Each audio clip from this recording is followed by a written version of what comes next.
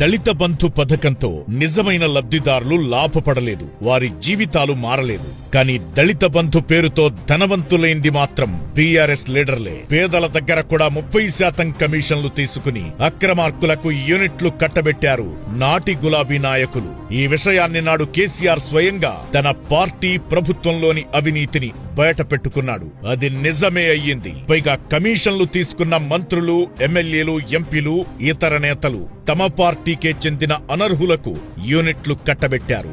ఎంతలా అంటే ప్రభుత్వ ఉద్యోగులు, ఇన్కమ్ ట్యాక్స్ కట్టేవారికి కూడా యూనిట్లను కేటాయించారు. దళితులలో నిరుపేదలను ఆర్థికంగా ఒక మెట్టు ఎక్కించేందుకు ఈ పథకం తీసుకొచ్చామని బీఆర్ఎస్ నేతలు ఊదరగొట్టారు.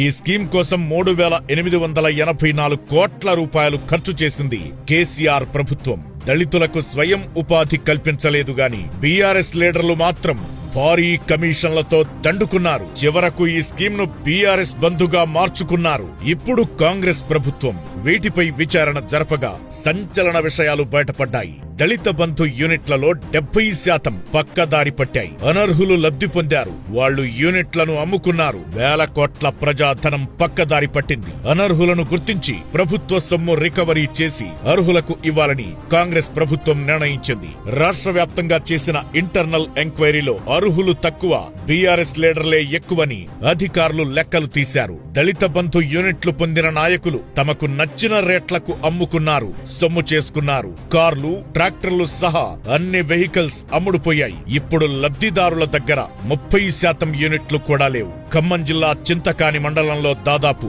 1387 యూనిట్లు పక్కదారి పట్టాయని డిప్యూటీ సీఎం భట్టి విక్రమార్క ప్రకటించారు. దళిత బంధు యూనిట్లను అమ్మడం, కొనడం చట్ట వ్యతిరేకం. వీటిని రికవరీ చేసి అర్హులకు అందిస్తామన్నారు భట్టి. బీఆర్ఎస్ నేతలు ఏ పని చేసినా ముందు తమ జేబులు నింపుకున్న తరువాతే జనం గురించి ఆలోచిస్తారనేది వాస్తవం.